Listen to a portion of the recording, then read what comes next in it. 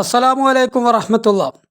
അന്തവെള്ളം കുളിച്ച കുളത്തിലും കൂടി കുളിച്ചിട്ടില്ലാത്ത തൊയ്യൂര് Kunhammad comment box പൂട്ടിയിട്ട് അണ്ണാക്ക് പൊട്ടിച്ച അറളാണ് ഗ്രൗണ്ടിൽ നോക്കിയിട്ട്.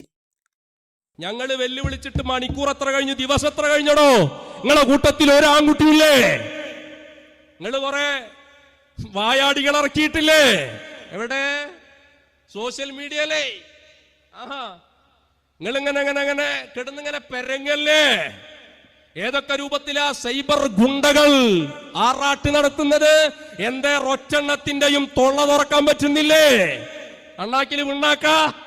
കമൻറ്റ് ബോക്സൊക്കെ പൂട്ടി വെച്ചിട്ടാട്ടോ ഗ്രൗണ്ടിലേക്ക് നോക്കിയിട്ട് ഈ ഗോമൂത്ര പ്രസംഗം നടത്തിക്കൊണ്ടിരിക്കുന്നത്. കാളമൂത്ര പ്രസംഗം.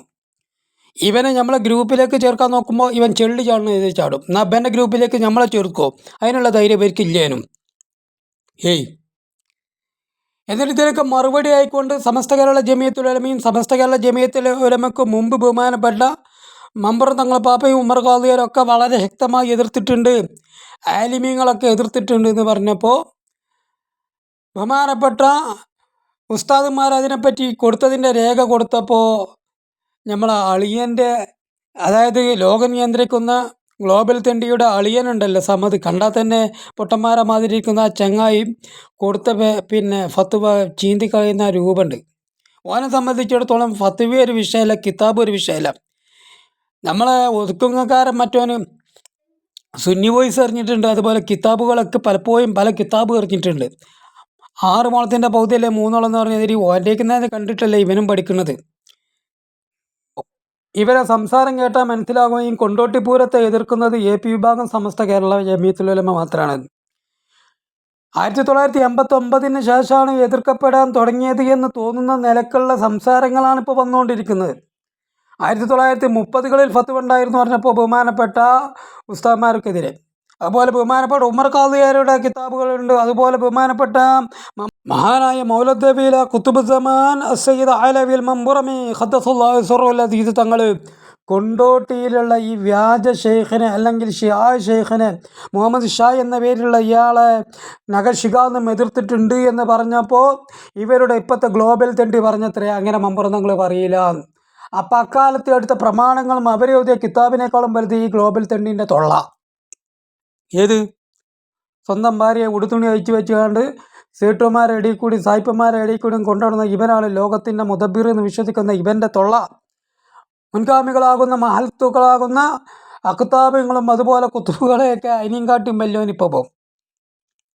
എന്നാലോചിച്ച് നോക്കണം ഇവൻ്റെ സ്ഥാനം ഇവിടെ എന്നുള്ളത്. യാതൊരു ഉളുപ്പും കഥയില്ല എന്ന് മാത്രമല്ല, ഉളുപ്പും കഥയുള്ളവൻ കുളിച്ച കുളത്തിലും കൂടി ഈ നൗഷാദും ടീമും കുളിച്ചിട്ടില്ല. മഹാന്മാരാകുന്ന സമസ്ത കേരള ജമിയത്തുൽ ഉലമ, അഭിവക്ത സമസ്ത കേരള ജമിയത്തുൽ ഉലമ 1930കളിൽ ഇവർക്കെതിരെ തീരുമാനം എടുത്തു എന്ന് പറഞ്ഞപ്പോൾ അതിനെ പുച്ഛിക്കുകയാണ്, അതിനെ പരിഹസിക്കുകയാണ്. 4 പണ്ഡിതന്മാർ അല്ലെങ്കിൽ 40 പണ്ഡിതന്മാർ അക്കാലത്ത് എടുത്തിട്ടുണ്ടെങ്കിൽ അത് ഒന്നും ആകൂല എന്ന് പറയണം. വെറുതെ അങ്ങോട്ട് പറയും. ഈ കുരുവട്ടൂർ ഹക്കീം മേപ്പെട്ടോക്കി എന്തെങ്കിലും പറയുന്നത് പോലെ പറയുന്നതാണ് ഈ ജന്തുക്കൾ മനസ്സിലാക്കി വെച്ചത്. സമസ്ത കേരള ജമിയത്തുൽ ഉലമ ഒരു ഫത്വ പറയണമെങ്കിൽ, ആരെപ്പറ്റി പറയണമെങ്കിലും അവരെക്കുറിച്ച് വർഷങ്ങളോളം ഇരുന്ന് പഠിച്ച് മനസ്സിലാക്കി അതിലുള്ള ലലാലത്തുകൾ ഇന്നതാന്ന് മനസ്സിലാക്കിയാൽ മാത്രമേ ഇത് വാല് മുതലില്ല എന്ന് പറഞ്ഞു കൊടുത്ത് ഫത്വ കൊടുക്കുള്ളൂ.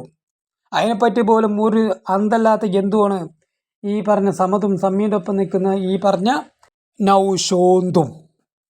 കാരണം രാവിലെ പറഞ്ഞാലേ വൈകുന്നേരം പറയാം. എൻ്റെ ജീവിതത്തിൽ ആദ്യമായിട്ടാണ് ഔനാൻ പ്രസംഗിച്ചതിന് വേണ്ടി ഔനാൻ തന്നെ മറുപടി പറയുക എന്നുള്ളത്. അതും നമ്മൾ ഈ നൗഷാദിലൂടെ മുമ്പ് കണ്ടതാണ്, 13 വർഷങ്ങൾക്ക് മുമ്പ്. ഈ നൗഷാദ ഇപ്പോൾ തൗഹീദ് പറഞ്ഞുകൊണ്ടിരിക്കുന്നത്. എന്ത് തൗഹീദ്? ഷിയായിസത്തിൻ്റെ തൗഹീദ്. അള്ളാഹു സുബ്ഹാനഹു വ തആല അള്ളാഹുവിൻ്റെ ഖുദ്റത്ത് അള്ളാഹുവിൻ്റെ സൃഷ്ടികൾക്ക് കൊടുത്തു വിട്ടിട്ടുണ്ട്. ഇനി അള്ളാഹ്ക്കൊന്നും ചെയ്യാൻ കഴിയില്ല എന്നുള്ളത്. എന്നാൽ ഇവൻ തന്നെ ശരിയായ തൗഹീദ് മുമ്പ് പറഞ്ഞിട്ടുണ്ട്. അല്ലാഹുവിനെ തിരിഞ്ഞോ? ഇന്നമാ അംറുഹു ഇദാ അറാദ ശൈഅ അയ്യഖൂല ലഹു കുൻ ഫയകൂൻ. ഉണ്ടാകണമെന്ന് തീരുമാനിക്കുമ്പോൾ ഉണ്ടായിപ്പോയി. മറ്റതൊക്കെ കാരണങ്ങളാ. വിശപ്പ് മാറാൻ വേണ്ടി നമ്മൾ ഭക്ഷണം കഴിക്കുന്നു. ഞങ്ങളെ വിശ്വാസം എന്താ അറിയോ? കേട്ടോ, ഭക്ഷണത്തിന് വിശപ്പ് മാറ്റാൻ കഴിയില്ല. മാറ്റുന്നവൻ അല്ലാഹുവാണ്. ഭക്ഷണം അതിന്റെ കാരണമാണ്. മരുന്നിന് രോഗം മാറ്റാൻ കഴിയൂല, മാറ്റുന്നത് അല്ലാഹുവാണ്. മരുന്നതിന്റെ കാരണമാണ്. നബിയിനും വലിയനൊക്കെയും അള്ള കൊടുത്ത കഴിവല്ലാതെ ഒരു കഴിവുമില്ല. ഈ തൗഹീദ് മാറിയിട്ട് നിങ്ങൾ എങ്ങോട്ട് കൊണ്ടുപോകുന്നു? ഈ ചോദ്യം തന്നെ നൗഷാദ് അടക്കമുള്ള കുരുവട്ടൂരുകളോട് നമുക്ക് ചോദിക്കാനുള്ളത്. ഈ തൗഹീദ് മാറിയിട്ട് നിങ്ങൾ എങ്ങോട്ട് കൊണ്ടുപോകുന്നത്? ഓട്ടോറിക്ഷ എപ്പോൾ തിരിക്കുന്നോ എപ്പോൾ ആൾക്കാർ മരിക്കുന്നോ പറയാൻ പറ്റൂല എന്ന് പറഞ്ഞതുപോലെ ഈ കുരുവട്ടൂർ ഈ തൗഹീദ് എപ്പോൾ മാറ്റി എന്ന് പറയാൻ പറ്റൂല. ഇപ്പം തന്നെ 3-4 വരെ മാറ്റി.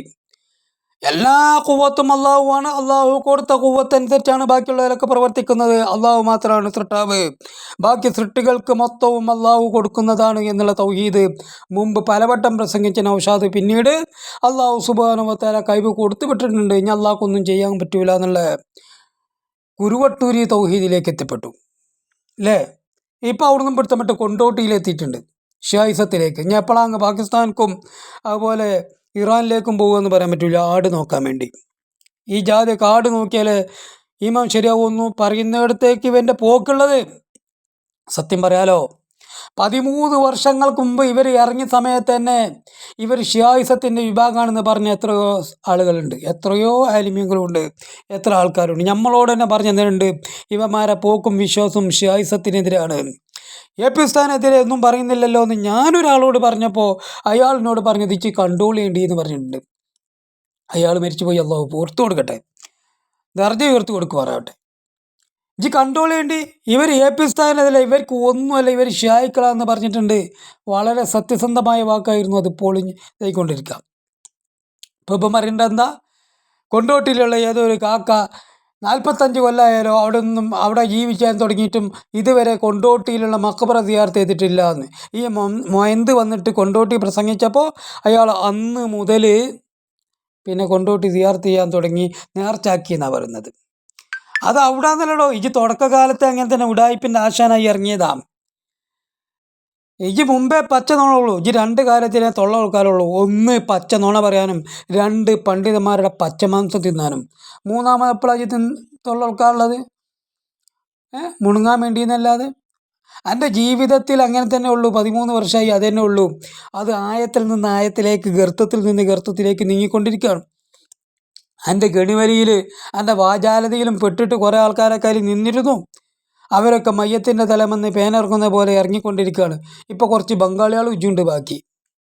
നിങ്ങൾ ഈ 13 വർഷത്തെ പ്രവർത്തനത്തിൽ വേദിയിലും അകത്തുമായി വിരലിലെണ്ണാവുന്ന കുരുവട്ടൂരികളും ബാക്കി ബിരിയാണി ചെമ്പ് വിചാരിച്ചിട്ട് വരുന്ന പിന്നെ ബംഗാളികളും. വേറെ ആരങ്ങൾക്ക് ഒപ്പമുള്ളത് ഉണ്ടോ? പിന്നെ അവിടെ ഇവിടും ബീച്ചിലും പാർക്കിലും ഇറങ്ങുന്നതിൻ്റെ ഇടയ്ക്ക് ഇറങ്ങി കറങ്ങുന്നതിൻ്റെ ഇടയ്ക്ക് സമയം കിട്ടുകയാണെങ്കിൽ തെറിയൂർ കുഞ്ഞമ്മദ് വന്നിട്ട് കമൻറ്റ് ബോക്സ് ഓഫാക്കിയിട്ട് അങ്ങനെ ഗ്രൗണ്ടിലേക്ക് നോക്കിയിട്ട് കാളമൂത്ര പ്രസംഗത്തിൽ വെല്ലുവിളി ഇങ്ങനെ നടത്തും. ജമാഅത്തെ ഇസ്ലാമി വെല്ലുവിളിക്കല്ലോ, ഇതേപോലെയുള്ള പെരും വെല്ലുവിളികൾ. പക്ഷെ മറുപടി വന്ന അടിയിൽ കൂടെ കമൻറ്റ് ചെയ്യാനുള്ള അവകാശം ഉണ്ടാവും. അതും ഓൻ പൂട്ടി വെച്ചിട്ടുണ്ടാവും. എന്നാൽ ഓനെങ്ങാനും നമ്മളെ ഗ്രൂപ്പിലേക്ക് ചേർക്കാൻ പറ്റുമോ? അതും ഓൻ ബ്ലോക്ക് ആക്കി വെച്ചിട്ടുണ്ടാവും. എന്നിട്ട് ഓൻ വലിയ ധൈര്യശാലിയായിട്ട് അവരൊക്കെ ധൈര്യമായി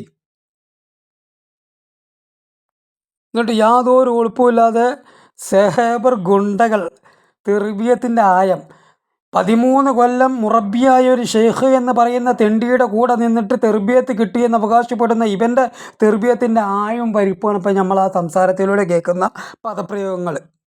അതുപോലെ ഏറ്റവും വലിയ മുറബികളായ ആളുകൾ തെർബിയത്ത് ചെയ്ത, തസ്കിയത്ത് ചെയ്ത ഹൃദയത്തിൻ്റെ ഉടമയാണ് ഈ 3 എണ്ണം. അതായത് തെറിയൂർ കുഞ്ഞമ്മദും, നൗഷാദ് ഒതുക്കുങ്ങലും, അതുപോലെ അളിയൻ സമതും. ഓരോ തൊള്ളിയിൽ കൂടെ വരുന്ന വാക്കുകളത്. അപ്പോൾ തെർബിയത്ത് കിട്ടാത്തവൻ്റെ തൊള്ളിയിൽ കൂടെ എന്തൊക്കെ വരും? നിങ്ങളൊന്ന് ആലോചിച്ച് നോക്കി. ഈ 3 എണ്ണത്തിന് തെർബിയത്ത് കിട്ടി, ആ തെർബിയത്താണ് വേറുള്ളവർക്ക് കൊടുക്കുന്നത്. എന്നിട്ട് ഓല തെർബിയത്തിൻ്റെ ആയാണ് ഇജാതി തൊള്ളിയിൽ കൂടെ വരുന്ന തോന്നിയാത്തങ്ങൾ. ഓകാലത്തുമേലെ ഇരിക്കുന്ന ചെക്കന്മാർ പോലും നടത്താത്ത പദപ്രയോഗങ്ങളാണ് നടത്തിക്കൊണ്ടിരിക്കുന്നത്.